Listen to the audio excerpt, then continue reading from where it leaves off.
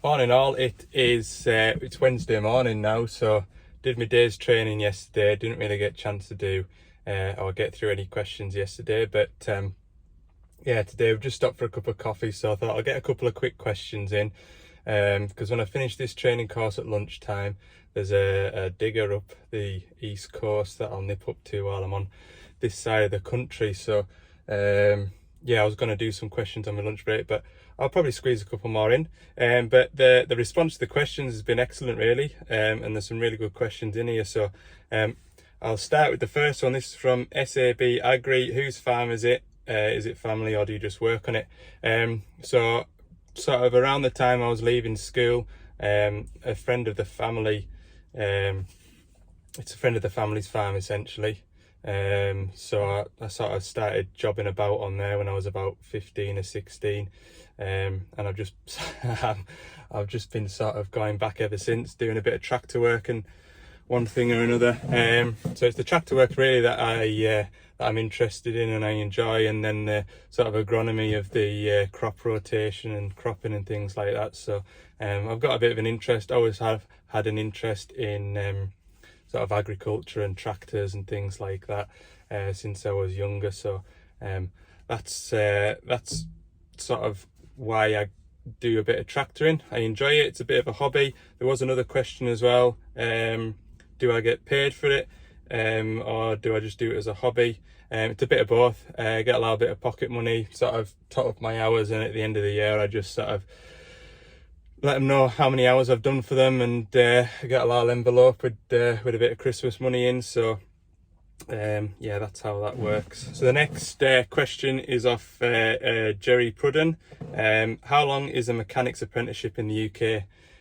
So my plant mechanics apprenticeship was a 3-year course, and that gets you an MVQ level 2, and then you can do an extra year and get a level 3, I think. I can't remember now, it was that long ago. But what you do is you get a job as an apprentice, and in my case anyway, the firm that I was working for, they enrolled me on a college course, and you go down there for 6-week blocks. So you have 6 weeks at college, then you'll have a couple of months back in the workshop, and then again you go down for another 6 weeks. And that's how that worked out. But like I say, I certainly found that you learn more from the people you're working with rather than at college. I found at college it was the very, very basics of sort of machine operation, and it was a plant course as well, so that included everything from still saws to dumpers to telehandlers to diggers. And at the time I was working for an access platform company, so some of the stuff on the course wasn't particularly relatable to what I was seeing at work. But once I left the access platform rental spot that I was at when I started my apprenticeship, and got into sort of more general plant like loading shovels, diggers, dumpers, things like that, it was more applicable. So yeah, I certainly learned a lot more working with experienced technicians in the workshop and out and about in the field than I did at college. But it's sort of a box ticking exercise, I suppose. So yeah, that's the answer to that question, hopefully. This next question is from Dave, the rugby coach. What's your favourite podcast you like to listen to? So as I've mentioned before, and as you've seen, or well, maybe you haven't seen because I don't really film while I'm driving, but I do a lot of driving. And like I've said in the past, radio now, I don't know whether it's my taste in music or what, but I don't find I listen to much radio. It's all podcasts now. Best podcast I listen to, I think, would be Real Narcos. So it's sort of like the background story to sort of drug traffickers and kingpins and things like that, and the rise and fall. And they talk to the DEA agents, and they get interviews from the DEA agents, and you know, you get to find out how they kind of captured all these kingpins like El Chapo and things like that. So I found that really interesting, but the series seems to have run out now. So I listen to a bit of true crime. So There's a podcast called Scotland Yard Confidential that I listen to, find that quite interesting. And a couple of history podcasts like Real Dictators. Been listening to the rise and fall of Napoleon and Adolf Hitler and things like that. I just think if I'm driving, rather than listen to junk all day, I might as well enrich my knowledge. So well, I try to anyway. But anyway, I do find those podcasts are quite interesting. And then there was a couple of podcasts that was recommended to me that I'm getting into now. Can't just remember the name of it, but it's a podcast from a YouTuber called Brian's Farming Videos. He's a farmer evidently over in America. I haven't come across his YouTube videos yet. I really haven't had time to do much YouTube viewing, but yeah, I've quite got into that. It's very similar to Off the Husk podcast with the Millennial Farmer. So yeah, that was a good shout. Thanks very much. Can't just remember who recommended that to us, but it was a good shout. Next question is from Joshua Woodford, and he's asking, what's the typical kind of work you get up to in the forest other than servicing?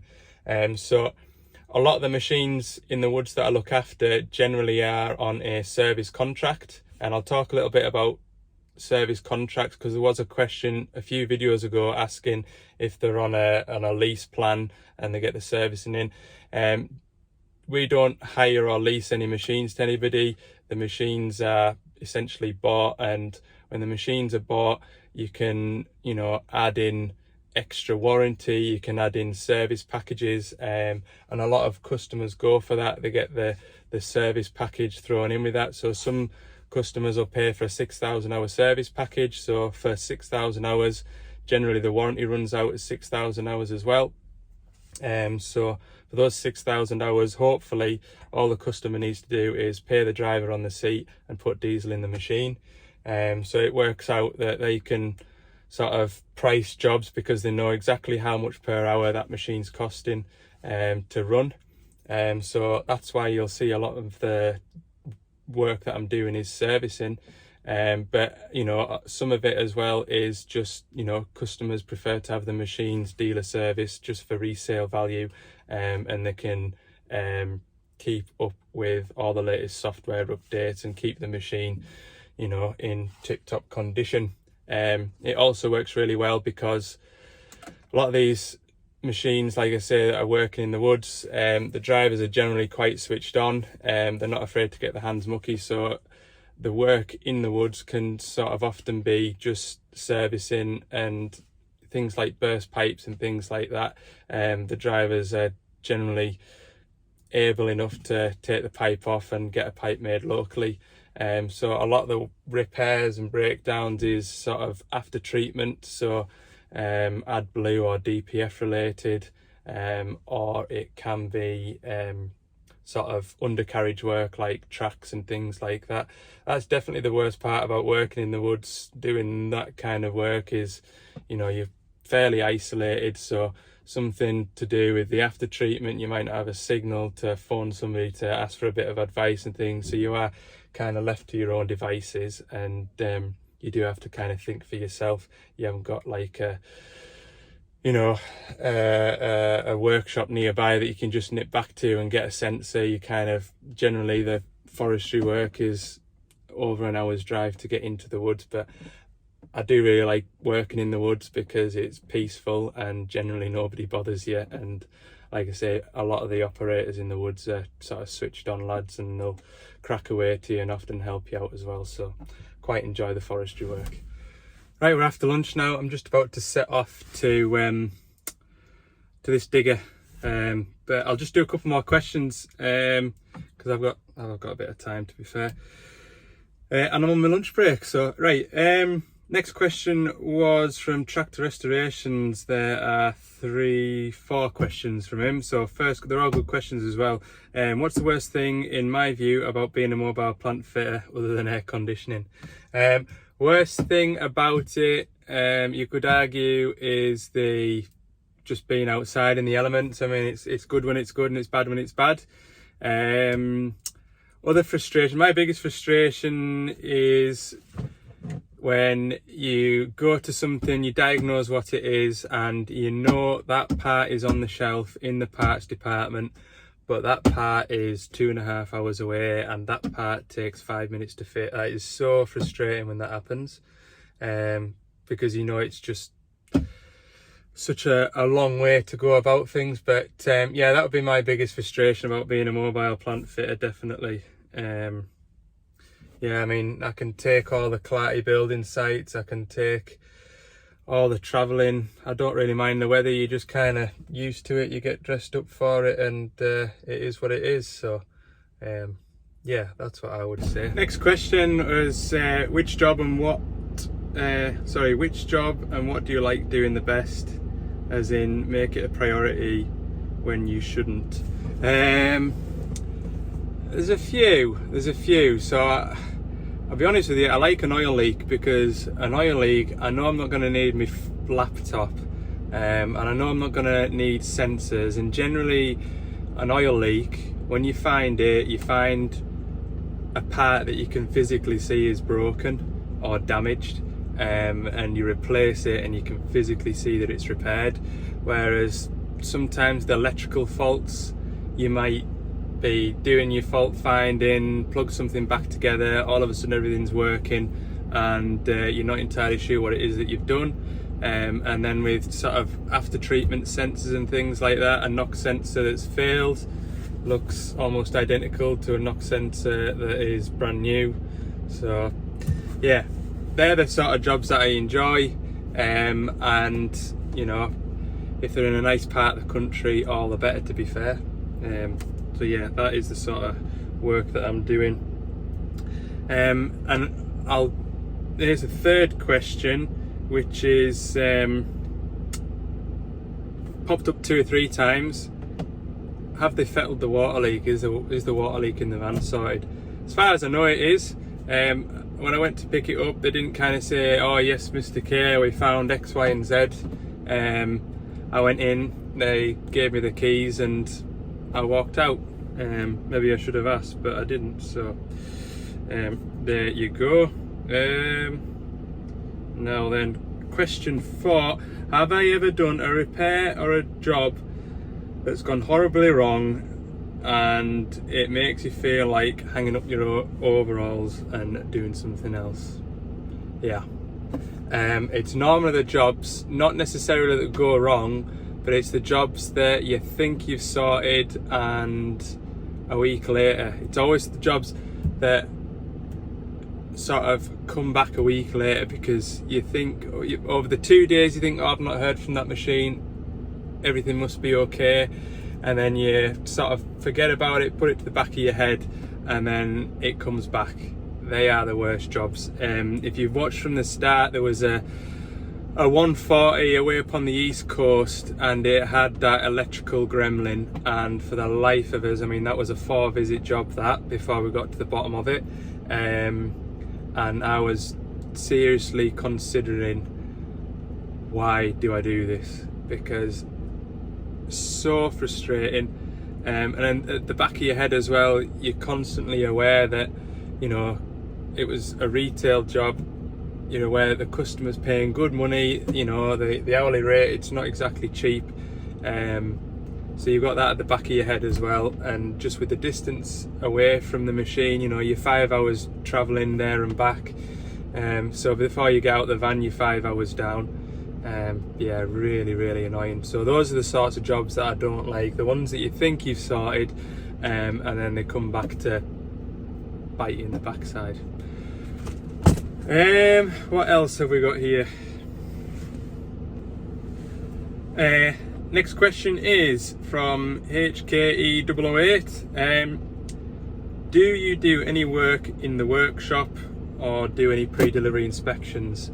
So when we first set off, and it was just me and another lad on the digger side, basically stuff that was going into my area I would PDI, stuff that was going into his area he would PDI,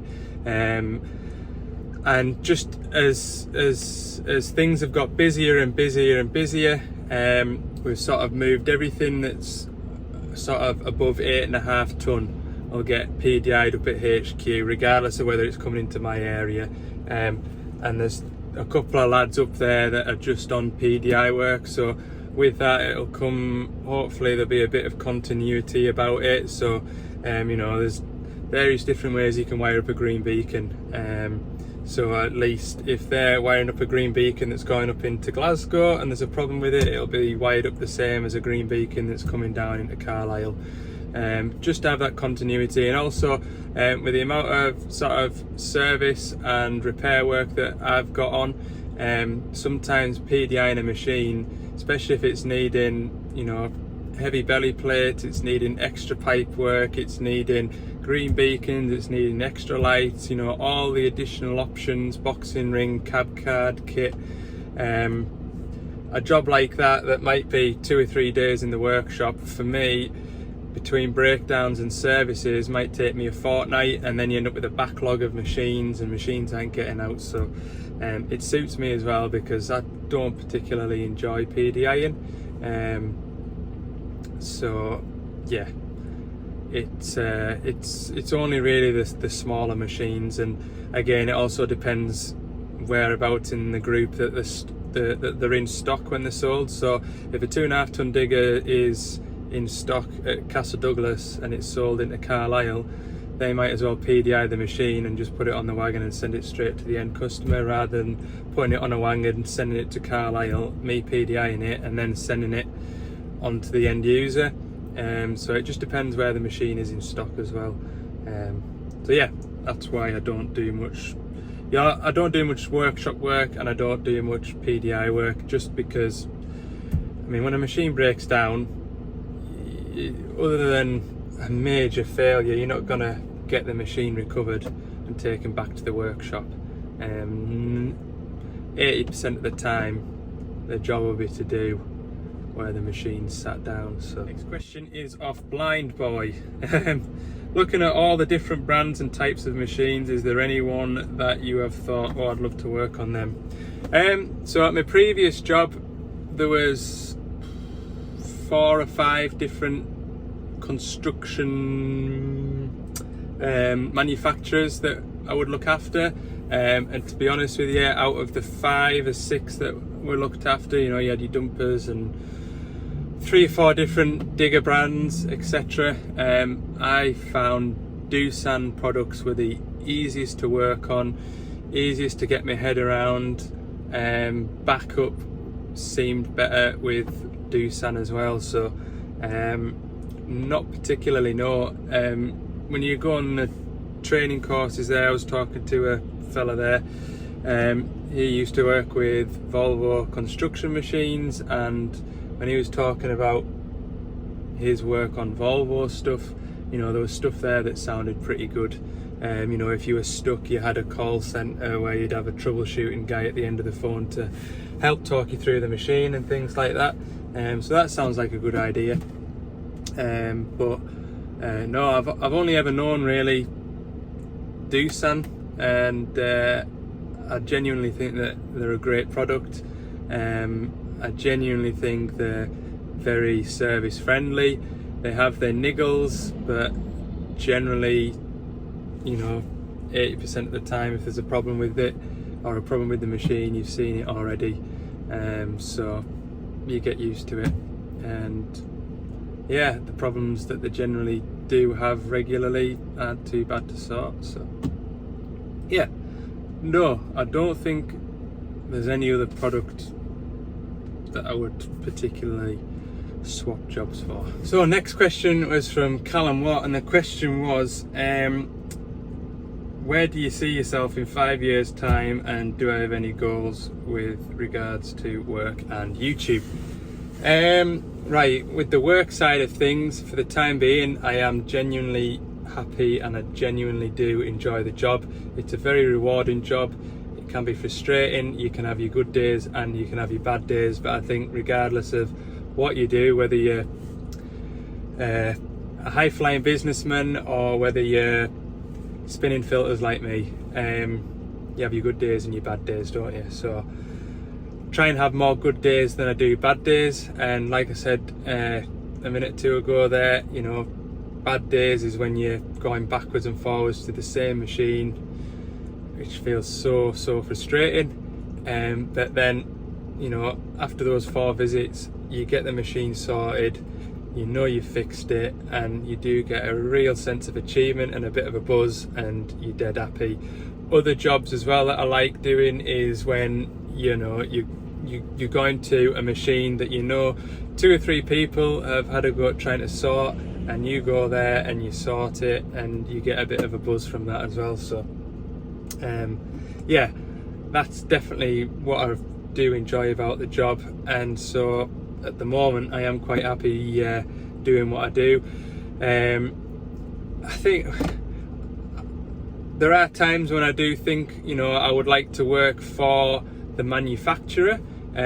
Whether to get to that point I need to do a bit of management at a dealership level before doing service management for the manufacturer, whether that's in construction or agriculture, I'm not too sure. I mean, I think the skills that I've got at the minute are quite transferable between agriculture and construction, with regards to hydraulic systems and electrical systems.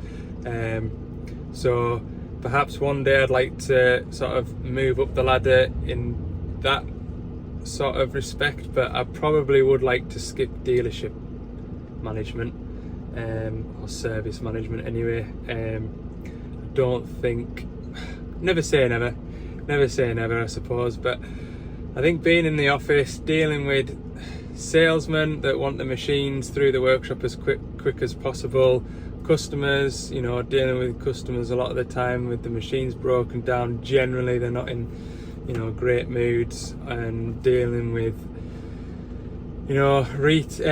dealing with warranty claims, and dealing with invoicing, and dealing with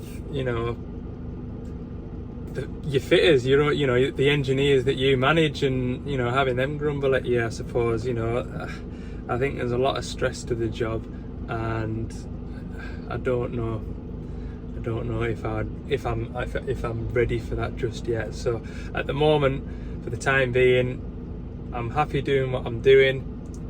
Doing this job for me is like an intermediate step up from what I was doing previously, because I'm managing my own workload, because I'm sort of not necessarily ordering my own parts, but sort of dealing a bit more with that. It's a bit more of a step up from what I was doing previously. So in that respect, quite happy at the moment. It's sort of freshened the job up for me. But yeah, maybe once I've got a little bit more experience, a little bit more competence with various different things, maybe I would like to kind of look towards the next step up the ladder. With regards to YouTube, I'm just seeing where it takes us, to be honest with you. It'd be, when I started doing the channel, like I said to you previously, 1,000 subscribers after a year was my goal. And to be past that now and up to 3.5 now, I think we're nearly at, is just above and beyond what I expected. So in that respect, I really don't know. Maybe it'll kind of peter off now, because it has done over the last 2 or 3 weeks. It has kind of like leveled off a bit. It seems to have taken a long time to get from 3,300 to 3,400. But maybe I've kind of like hit my level, hit my ceiling now. We'll see, but I'm enjoying doing it. I'm enjoying, the feedback and the comments from yourselves watching the videos, and I enjoy putting the videos together. So yeah, at the moment it's a hobby that I enjoy doing, and we'll just see where it goes. So yeah, good question. Right, hopefully I've touched on everything, or touched on all the questions there. There was sort of a bit of a theme with the questions, and I really appreciate everybody getting involved and asking the questions. So thanks very much for your input. I'm not sure how long that'll amount to by the time I've edited it down, but yeah, it is 1 o'clock now, so I'm gonna head up the road and have a quick look at this DX210-7. It has got a fault for the air inlet temperature sensor, or it calls it the air ambient temperature sensor. So I'm going to go and get a look at that, and if we need parts, I'll be back over this side of the country again tomorrow, because I've got to go to that DL380 If you remember back 3 or so episodes ago with a DL380 that had a regen fault.